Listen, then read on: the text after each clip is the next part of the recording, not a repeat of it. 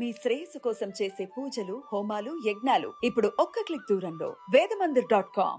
ఓం గం గణపతియే నమః. స్వర్ణలక్ష్మి నమస్తే అస్తు. పరబ్రహ్మ స్వరూపిణి రాజ్యం దేహి ధనం దేహి సర్వకామాంచ దేహి మే.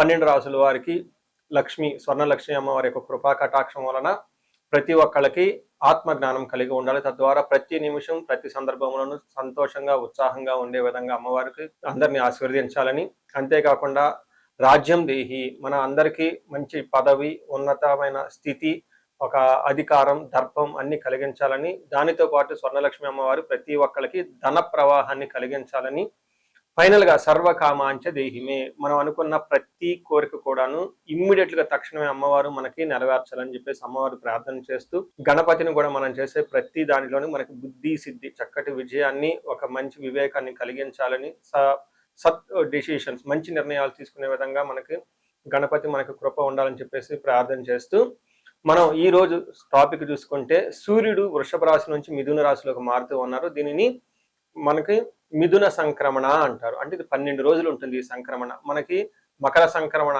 మకర రాశి ఎలానో ప్రతి నెల ఒక్కొక్క సంక్రమణ వస్తుంది. ఇప్పుడు రాబోయే సంక్రమణ మిథున సంక్రమణ అంటారు. ఇది 30 రోజులు ఉంటుంది. 15వ తారీఖు జూన్ నుంచి జూలై 15 వరకు ఉంటుంది. ఈ 15 రోజులు సూర్యుడు మిథున రాశిలో ఉండటం వలన ఏం జరుగుతుంది 12 రాశుల వారికి అని తెలుసుకున్నాం. అయితే ముఖ్యంగా సూర్యుడు మారటం వల్ల సూర్యుడు ఎలాంటి విషయాల్లో మనకి ప్రభావాన్ని చూపిస్తాడని తెలుసుకుందాం. సూర్యుడు వచ్చేటప్పటికి ముఖ్యంగా 8 రకాలైన అంశాలపైన ప్రభావాన్ని చూపుతూ ఉంటారు. ఒకటి, అందరూ బాగా గుర్తుపెట్టుకోవాల్సింది ఏంటంటే సూర్యుడు ఆత్మకారక అంటారు. అంటే మనకి సెల్ఫ్ కాన్ఫిడెన్స్, మనకి కావాలన్నా స్ట్రెంగ్త్, సోల్, ఆత్మబలం ఉండాలి కానీ సూర్యుడు చక్కగా ఉండాలి. కాబట్టి సూర్యుడు ఆత్మకారకుడు. అలానే రాజ్యకారకుడు, ఒక పదవి రావాలన్నా, గవర్నమెంట్ అథారిటీ, అడ్మినిస్ట్రేషన్ పవర్, వీటన్నీ రావాలన్నా కానీ సూర్యుడు మనకి స్ట్రాంగ్ గా ఉండాలి.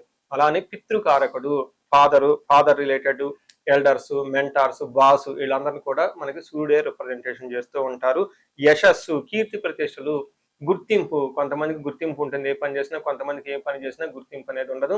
ఈ గుర్తింపు లేకపోవడం కూడా కారణం కూడా సూర్యుడు వాళ్ళ జాతకంలో సరిగ్గా లేకపోవడం అని గమనించుకోవాలి. పదవి, అధికారం అంటే మీకు ఒక స్టేటస్, అంటే ఒక లేబుల్, మేనేజర్ నుంచి హైయర్ మేనేజర్, వైస్ ప్రెసిడెంట్, ఇలా ఒక్కొక్క లెవెల్ బై లెవెల్ ఎదుగుతూ ఉంటారు. అలాంటి పదవి, పొజిషన్ మీకు రావడానికి కూడా కారణం సూర్యుడు అని తెలుసుకోవాలి. అంతేకాకుండా అధికారం, పవర్, లీడర్షిప్, కమాండింగ్ పవర్, మీరు ఒక పని చెప్తే ఎదుటి వాళ్ళు చేయగల సామర్థ్యం అంతా కూడాను సూర్యుడు మెట్టే మీ జాతకంలో డిసైడ్ అవుతూ ఉంటుంది. తేజస్సు, ఆరోగ్యం, మంచి గ్లోరీ ఉంటుంది, మీకు ఎనర్జీ ఉండాలి, బ్రిలియన్స్, చాలా చక్కగా మీ ఫేస్ అంతా ఎప్పుడు కలగా ఉత్సాహంగా ఉండాలి, దానికి కూడా కారకుడు సూర్యుడు. ముఖ్యంగా లాస్ట్ లో ఆరోగ్య ప్రదాత, సూర్యుడిని ఆరోగ్యం ఇచ్చే వాళ్ళు అంటారు. ఎవరి జాతకంలో అయితే సూర్యుడు సరిగా ఉండరో వాళ్ళకి అనారోగ్యంతో బాధపడుతూ ఉంటారు. ఎవరికైతే సూర్యుడు చాలా జాగ్రత్తగా ఉచ్చ స్థానంలో ఉంటారో చక్కగా వాళ్ళకి హెల్తీగా ఉంటారు, ఫిజికల్ గా చాలా స్ట్రాంగ్ గా ఉంటారు, ఒక పవర్ వాళ్ళలా ఉంటుంది అని తెలుసుకోవాలి. ఇలా 8 రకాలైన ముఖ్యమైన కారకాలు ప్రతి ఒక్కళ్ళ జీవితంలో సూర్యుడు అనేది ప్రభావాన్ని చూపిస్తూ ఉంటారు. అయితే ఈ సూర్యుడు మిథున రాశిలో ఉండటం వల్ల ఇందాక వరకు మనం చెప్పుకున్న విషయాల్లో కొందరికి అనుకూలంగా ఉంటుంది, కొందరికి ప్రతికూలంగా ఉంటుంది. ఏ రాశుల వాళ్ళకి అనుకూలంగా ఉంటుంది, ఏ రాశుల వాళ్ళకి ప్రతికూలంగా ఉంటుందో మనం చూద్దాం. ధనుసు రాశి వరకు చూసుకుంటే కొంచెం మిక్స్డ్ గా ఉండే అవకాశం ఎక్కువగా ఉందని గమనించుకోవాలి. ధనుసు రాశి వారికి ఇప్పుడు సూర్యుడి యొక్క ప్రభావం మిక్స్డ్ గా ఉంటుంది, అంతా ఉత్సాహంగా ఉండదు, అంత ఆశాజనకంగా ఉండదని గమనించుకోవాలి. దీనితో పాటుగా ధనుసు రాశి వాళ్ళకి 8వ స్థానంలో గురువు ప్రవేశించడంతో అష్టమ గురువు యొక్క ప్రభావం కూడా ఉంటుంది. అంటే అటు ధర్మచింతన, సరైన జ్ఞానం అనేది అందకుండా ఇబ్బంది పడుతూ ఉంటారు, సరిగ్గా రాంగ్ డైరెక్షన్స్ వచ్చే అవకాశం కూడా ఉంటుంది. అయితే దీనితో పాటు కూడా అధికారంలో కూడా ఇబ్బందులు పడే అవకాశం ఎక్కువగా ఉంటుంది. ఇప్పటిదాకా సూర్యుడు మనకి ఏమేమి విధాలుగా మన లైఫ్ లో ప్రభావం చూపిస్తారో చెప్పుకున్నాం కాబట్టి ఆ విషయాల్లో కొంచెం ప్రతికూలంగా ఉంటుంది అని మీరు గమనించాలి. కొంచెం జాగ్రత్తగా ఉండవలసిన టైము ఈ ధనుసు రాశి వారికి. మనకి మహర్షులు 7వ స్థానంలో, అంటే మనకి 7వ స్థానంలో సూర్యుడు మిథున రాశి నుంచి 7వ స్థానంలో ఈ ధనుసు రాశి అవుతుంది. కాబట్టి ఈ ధనుసు రాశి వాళ్ళకి 7వ స్థానంలో సూర్యుడు మిథున రాశిలో ఉండటం వల్ల ఏమవుతుంది, దీనిలో మనకి ప్రాచీన జ్యోతిష శాస్త్ర గ్రంథాల్లో సంస్కృతంలో ఎలా వివరించారు దాని శ్లోకం తెలుసుకొని దాని మీనింగ్ కూడా మీకు చెప్పే వివరణ చేస్తాను. ఇందులో సామంచ జన విద్వేష ధారాపీడ సుతామయం ఉత్సాహ భంగకారిణి గోచారస్తే సప్తమే రవి. అంటే సామంత జన విద్వేష, సామంత అంటే ఎవరు, మీ కింద తక్కువ క్యాడర్లో ఉన్న, మీరు మిడ్ లెవెల్ మేనేజర్ అయితే మీ కింద ఉన్న ఫస్ట్ లెవెల్ మేనేజర్లు అనుకోవచ్చు, మీరు CEO అయితే మీ కింద ఉన్న మేనేజర్ లెవెల్, వీళ్ళు కానీ లేదంటే మీ కింద పనిచేసే వాళ్ళు ఉన్న కానీ కొంతమంది హోమ్ మేకర్స్ ఉంటారు, వాళ్ళ ఇంట్లో మెయిడ్స్ కానివ్వండి, లేదంటే డాక్టర్స్ ఉంటారు, వీళ్ళ కింద ఉన్న నర్సులు కానివ్వండి, ఇలాంటి వాళ్ళు రాజకీయ నాయకులైతే వాళ్ళ ఫాలోవర్స్ వీళ్ళ ద్వారా సామంత జన విద్వేష, వాళ్ళతో మీకు విభేదాలు వచ్చే అవకాశం ఎక్కువగా ఉంటుంది. మీరు ఇలా చేయండి అంటే వాళ్ళు ఉల్టా ఆపోజిట్ లో చేసే అవకాశం ఎక్కువగా ఉంటుంది. కొన్నిసార్లు వాళ్లే మీకు ప్రతికూలంగా మారి మిమ్మల్ని ఇబ్బంది పెట్టే అవకాశం ఎక్కువ ఉందని గమనించాలి. ఇది చాలా ముఖ్యమైన పాయింట్. పర్టికులర్ గా నాయకత్వ లక్షణాలు కలిగిన వాళ్ళు, సమాజంలో ఉన్నతమైన పొజిషన్ వాళ్ళు చాలా మంది ఇంపార్టెంట్. మీకున్న పనిచేసే వాళ్ళే మీకు ఆటంకంగా మారే అవకాశం ఎక్కువగా ఉంటుందని గమనించాలి. అంతేకాకుండా ధారాపీడ సుతామయం అంటే ధారాపీడ, భార్యల ద్వారా పీడింపబడే అవకాశం ఎక్కువగా ఉంటుంది. అంటే భార్యకి హెల్త్ సరిగా ఉండదు అని చెప్పుకోవచ్చు. సుతామయం సంతానానికి అనారోగ్యం కలిగే అవకాశం ఎక్కువగా ఉంటుంది. ఉత్సాహ భంగకారిణి, మీరు ఉత్సాహంగా ఎనర్జెటిక్ గా ఏదైనా పని చేస్తూ ఉంటే మీకు మీ యొక్క ఉత్సాహాన్ని అణగారే విధంగా, అణిగిపోయే విధంగా ఆటంకాలు కలిగించే వాళ్ళు కూడా ఎక్కువగా ఉంటారు. మీరు ఒక మంచి ప్లాన్తో ముందుకొచ్చి ఎగ్జిక్యూట్ చేద్దాం అనుకుంటే మీకున్న టీం వాళ్ళు సరిగ్గా సపోర్ట్ చేయక మీకు ఇబ్బంది పడిపోతూ ఉంటారు. అంతేకాకుండా మీ బాస్ కూడాను మీకు ఒక మంచి ప్లాన్ తో మీరు వెళ్తే ఉత్సాహంగా వాళ్ళు దాన్ని ఏమంటారు నిరుత్సాహపరిచే విధంగా అంతా బిహేవ్ చేస్తూ ఉంటారని చెప్పుకోవచ్చు. అంటే మీకున్న ఎనర్జీ లెవెల్ ఎక్కువగా ఉన్నా కానీ మీ చుట్టూ ఉన్న వాళ్ళు మీకు సరైన సహకారం అందించగా ఇబ్బంది పడతారని గమనించాలి. అయితే మీకు కూడాను హెల్త్ పరంగా అంటే ఫస్ట్ హౌస్ నుంచి చూడటం వల్ల కొంచెం టైర్డ్నెస్ ఉండే అవకాశం ఎక్కువగా ఉంటుంది. హెల్త్ కి సంబంధించిన వ్యవహారాల్లో కొంచెం జాగ్రత్త తీసుకోవడం చాలా ముఖ్యం. సో ఈ రాశి వాళ్ళకి సూర్యుడితో పాటుగా వేరే గ్రహాలు కూడా గురువు కానివ్వండి, శని కానీ ఇబ్బందులు పెట్టే పొజిషన్ లో ఉన్నారు కాబట్టి పెద్ద పెద్ద గ్రహాలు ఇబ్బందులు పెట్టే అవకాశం ఎక్కువగా ఉంది కాబట్టి రిస్కీగా ఉండే అవకాశం ఉంటుంది. ఇన్ కేస్ పర్సనల్ గా మీరు ఎవరన్నా ఇబ్బందులు పెడుతున్నామండి అనుకుంటే మీ ఇండివిజువల్ జాతకం చెక్ చేసుకోవడం చాలా ముఖ్యమని గమనించాలి. మనం పరిహారాలు చూసుకుంటే సూర్యుడికి కొన్ని పరిహారాలు మీరు చేసుకునే పరిహారాలు కొన్ని ఉంటాయి. కొన్ని వచ్చేటప్పటికి బ్రాహ్మణ పండితులతో చేయించుకోవడం చాలా ముఖ్యం.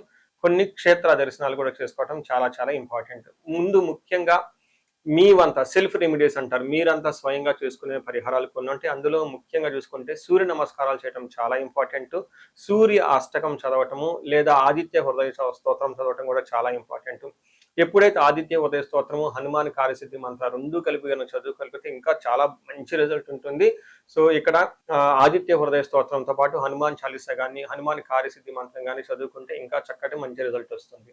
సో ఇవన్నీ మీరు చేసుకునే మీ వరకు మీరు చేసుకోవచ్చు. ఇంకా టెంపుల్స్కి వెళ్ళేసి అక్కడ నవగ్రహాల చుట్టూ తిరిగి గోధుమలు కనుక దానం చేయగలిగితే సద్బ్రాహ్మణులకి, సత్పురుషులకి చేయగలిగితే ఇంకా మీకు చక్కటి మంచి రిజల్ట్ వస్తుందని గమనించుకోవాలి. సో అది మీ వరకు చేసుకోగలుగుతారు. మీ ద్వారా కాకుండా కొన్ని సమస్య తీవ్రంగా ఉంటే పండితులను కలిసి లేదంటే మా ద్వారా అపాయింట్మెంట్ తీసుకొని జాతక చక్రం కూడా చేపించుకోవడం చాలా ఉత్తమం. ఇందులో ముఖ్యంగా సూర్యుడికి సంపూర్ణమైన శాంతులు చేయాల్సి ఉంటుంది. గ్రహ శాంతి అంటారు. ఈ గ్రహ శాంతిలో సూర్యుడికి జపాలు, దానాలు, తర్పణాలు, హోమాలు ఇవన్నీ చేస్తూ ఉండాలి. వీటితో పాటుగా ఇంకా మీ యొక్క ఇండివిజువల్ జాతకం చూపించుకోవడం చాలా చాలా ముఖ్యం. ఎవరికైతే మీ యొక్క ఇండివిజువల్ లైఫ్లో మీకు ఏజ్ 35 to 45 మధ్యలో ఉండి 40 years ప్లస్ ఆర్ మైనస్ లో ఉన్న వాళ్ళకి ఎక్కడైనా మీకు లైఫ్ స్టాగ్నేటెడ్ కనిపించింది, అప్పటిదాకా సక్సెస్ఫుల్ ట్రాక్ రికార్డు ఉండి ఇక్కడ ఎందుకో ఆగిపోయారు, గ్రోత్ లేదని మీకు అనిపిస్తే ఒక్కసారి కాల్ చేసి అపాయింట్మెంట్ తీసుకోండి, మీ జాతకం చెక్ చేసుకోండి. నేను 35 to 45 age group research group గా చేస్తూ ఉన్నాను. చాలా మంది పీపుల్ మిడ్ లైఫ్ క్రైసిస్ అని చెప్పేసి ఇక్కడ ఆగిపోతూ ఉంటారు. చాలా మందికి డైవర్స్ అవుతూ ఉంటుంది, సడన్ గా కెరీర్ లో బ్రేక్ వస్తూ ఉంటుంది. సో ఈ మిడ్ లైఫ్ క్రైసిస్ ని మన ఆస్ట్రాలజీ, వేదిక్ ఆస్ట్రాలజీ ఎలా డీల్ చేస్తుంది, దాంట్లో ఏమేమి ఉంటాయి అని చెప్పి తెలుసుకోవచ్చు. ముఖ్యంగా జ్యోతిష శాస్త్రం ప్రకారం గ్రహ శాంతులు అని ఉంటాయి, గ్రహ దోషాలు అని ఉంటుంది. మీ యొక్క దశలు తెలుసుకొని వీటిల్లో ఏదైనా ఒక గ్రహం దోషం ఉండటం అయితే మీరు స్టాగ్నెంటెడ్ అయిపోతారు. దాన్ని ఎలా బయటకు రావాలని పరిహారాలు తెలుసుకోవాలి. వీటితో పాటుగా మీకు ఏమైనా శాపాలు ఉంటే పితృశాపం, కాలసర్ప దోషము, ఇలా మాతృశాపం, స్త్రీ శాపం, ఏమైనా యాక్టివ్గా శాపాలు ఉన్నాయా, ఈ శాపాలు ఉండటం వల్ల కూడాను మీరు లైఫ్లో గ్రోత్ లేకుండా ఆగిపోయే అవకాశం ఉంటుంది. సో ఎవరికైనా సరే ఎలాంటి ప్రాబ్లం ఉన్నా, ధనానికి ఇబ్బంది పడిపోతూ ఉంటే స్వర్ణలక్ష్మి విశేష హోమం చేయించుకోండి. మీకు వీసా స్టాంపింగ్, H1B, లైక్ ఎక్కడన్నా ఉద్యోగంలో ఎక్కడన్నా బ్రేక్లు వచ్చి ఆగిపోతూ ఉన్నా, లేదంటే ఫైనల్ రౌండ్ దాకా వచ్చి మధ్యలో ఎక్కడన్నా ఆగిపోయినా కానీ మీకు ఇలాంటి వాళ్ళకు కూడాను మన్యు పాశుపత అభిషేకము, రుద్రాభిషేకం చేయించుకోవడం చాలా చాలా ఇంపార్టెంట్. భార్యాభర్తల మధ్య గొడవలకు అన్యోన్య దాంపత్య పాశుపతం చేయించుకోవటం, ఎవరికైనా సర్పాలు, కాలసర్ప దోషాలు, మహాకాలసర్ప దోషాలు అంటే కాలసర్ప దోష నివారణ పూజలు, పితృదోష నివారణ పూజలు మీ యొక్క జాతకం చూసుకొని ఇవన్నీ చేసుకోవటం వల్ల జీవితంలో 10 రెట్లు ఖచ్చితంగా వెళ్ళే అవకాశం ఎక్కువగా ఉంటుందని గమనించుకోవాలి. మీ అందరికీ అష్టైశ్వర్యాలు కలగాలని, భోగభాగ్యాలు కలగాలని చెప్పేసి కోరుకుంటున్నాను. నమస్తే.